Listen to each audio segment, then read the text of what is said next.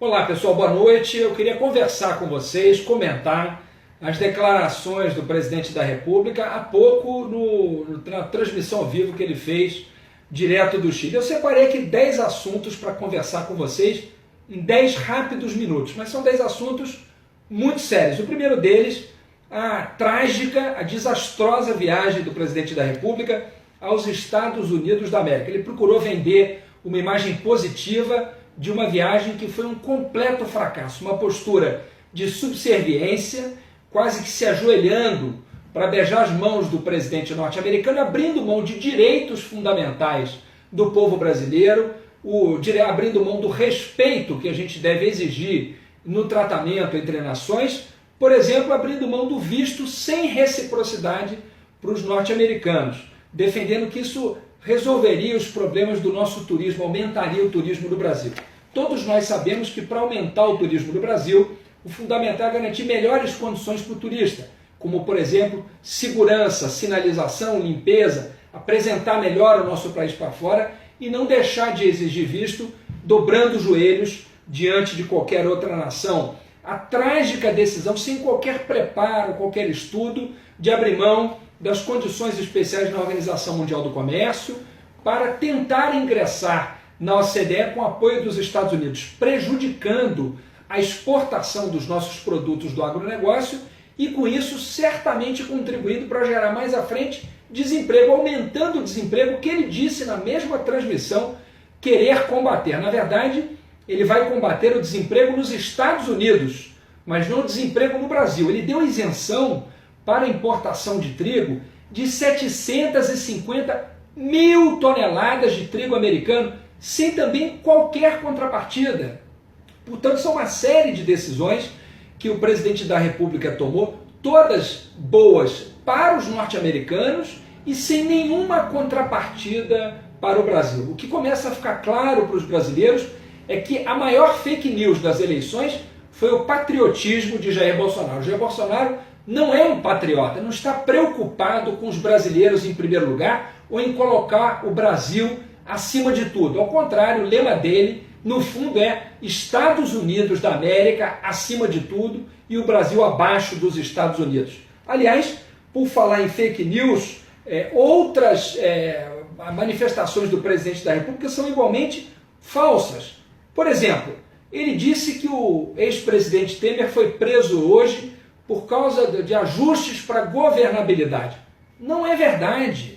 O ex-presidente Temer está sendo preso porque, de fato, ele praticou corrupção e peculato com os comparsas deles, vários dos quais já estavam presos e que contaram com o apoio durante anos aqui na casa de Jair Bolsonaro. Portanto, não é por acordos de governabilidade que o ex-presidente foi preso. E foi preso porque roubou. E como roubou, deve responder pelos seus crimes. Portanto, essa é mais uma mentira, uma distorção da realidade feita pelo atual presidente da República.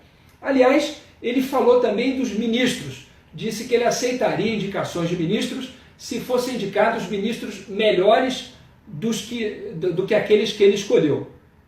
Presidente Jair Bolsonaro, que piada de mau gosto. O difícil é escolher ministros piores do que você escolheu. Como seria possível escolher um ministro da Educação pior do que o atual ministro da Educação? Esse desastre que é o ministro da Educação, que queria que fosse lida em todas as escolas do país uma carta com seu slogan de campanha. O senhor consegue imaginar algum ministro pior do que esse? Consegue imaginar alguma política externa pior do que a que vem sendo feita pelo atual ministro das Relações Exteriores, esse desastre que é o atual chanceler? O senhor falava agora há pouco que a visita foi muito boa porque o Brasil está conseguindo conquistas no exterior. Qual conquista? Essa postura de exigir reciprocidade de outros países não é uma coisa de poucos anos do Brasil, não. Isso marca a história da diplomacia brasileira. O senhor não conhece porque o senhor nunca estudou, nunca se deteve a olhar para isso. Mas isso é fundamental há décadas no Brasil. Não é há 10 anos, há 15 anos, não. Há décadas no Brasil. Mas os seus ministros parecem querer rasgar o que há de bom, inclusive, na história do Brasil, para substituir por algo muito pior. Dá para imaginar um ministro do meio ambiente pior do que o senhor Ricardo Salles? Um péssimo ministro do meio ambiente? Aliás, um ministro condenado por improbidade. O senhor falou também do decreto que fez para exigir algumas condições, como a ficha limpa, para os cargos a serem ocupados, cargos comissionados. Por que esse decreto que o senhor fez não foi também estendido para os ministros, para os secretários executivos? Por que o senhor não baixa uma norma de que não vai ter ministro condenado no seu governo? O ministro do Meio Ambiente está condenado, foi condenado por improbidade administrativa. Por que o senhor não tira esse ministro do Meio Ambiente? Que compromisso é esse do senhor com a ética, não é, com a moral, tendo ministros condenados, vários investigados? Como é que o senhor tem coragem de vir a público falar do seu decreto como se fosse alguma garantia de idoneidade? Isso o senhor está desrespeitando a inteligência e a informação dos brasileiros e das brasileiras. As pessoas estão acompanhando, presidente. É por isso que o senhor em 3 meses teve uma queda recorde de popularidade. Nenhum presidente da República, desde a redemocratização, teve um resultado tão ruim quanto o seu, que as pessoas estão descobrindo que foram enganadas. E elas estão caindo em si, estão começando a perceber que o senhor era uma grande propaganda enganosa, que no fundo elas acreditavam que o senhor tinha conteúdo. O senhor não tem conteúdo, não tem condição de ser presidente da República. O senhor não tem sequer postura de presidente da República. E está causando graves prejuízos para a imagem do Brasil, mundo afora. O senhor está mandando substituir embaixadores porque a sua imagem está ruim. A sua imagem está ruim porque o seu comportamento é péssimo. O senhor fala o que um presidente não pode falar, o senhor faz o que um presidente não deveria fazer. É por isso que a imagem do Brasil está tão ruim, mundo afora. Veja que no Chile, inclusive deputados liberais se recusaram a ir encontrá-lo na visita do senhor ao Chile. Eu vou citar aqui a frase de um deputado liberal, portanto não se trata nem de alguém com outra visão ideológica. O deputado Vlado Mirosevic, do Partido Liberal Chileno, disse que não acompanharia a sua visita, não encontraria o senhor, porque o senhor é uma ameaça ao republicanismo. Portanto, não se trata aqui de culpa dos embaixadores, a culpa é do senhor. Os ministros que o senhor escolheu são muito ruins, em sua grande maioria, talvez um ou outro possa escapar, mas a maioria é muito ruim, porque o senhor é muito fraco. O senhor não tem condição de ser presidente da República.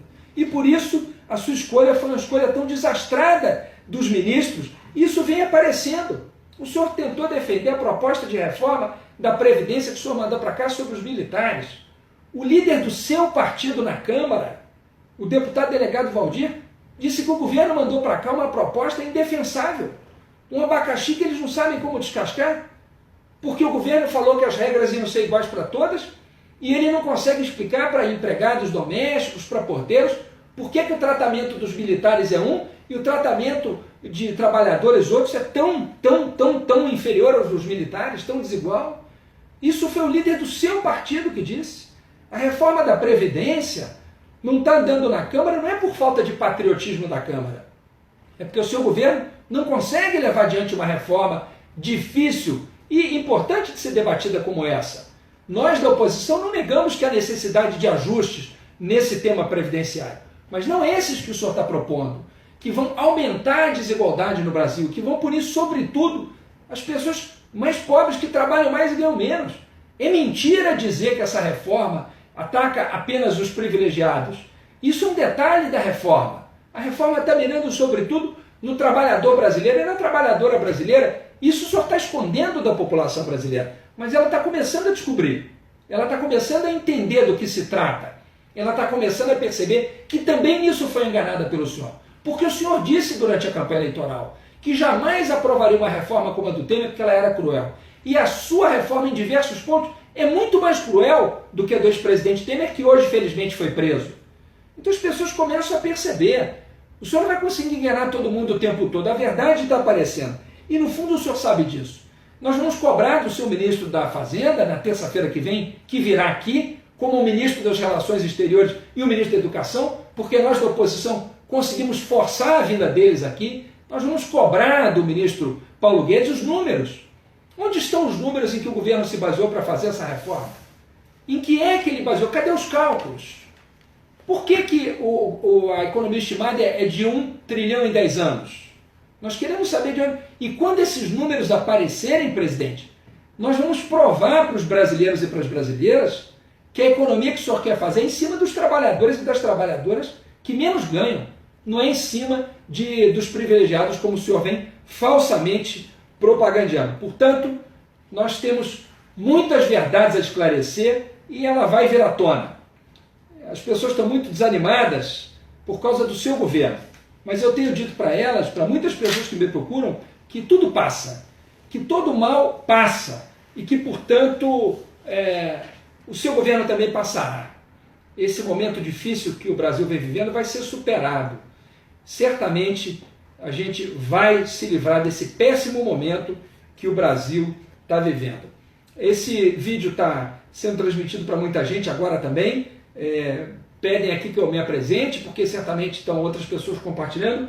Eu sou Alessandro Molon, deputado pelo Rio de Janeiro, pelo PSB, líder da oposição na Câmara dos Deputados, e todas as vezes que o presidente vier a público tentar enganar a população, nós estaremos aqui para falar a verdade e para evitar que essas mentiras, essas fake news oficiais continuem sendo divulgadas e propagandeadas, ao contrário do que os brasileiros e as brasileiras desejam e merecem. Muito obrigado pela companhia, pela participação de vocês. A gente vai continuar em contato. Vamos em frente lutando pelo Brasil que a gente quer e merece, que não é esse que está aí certamente. Obrigado, pessoal. Um abraço e boa noite a todos e todas.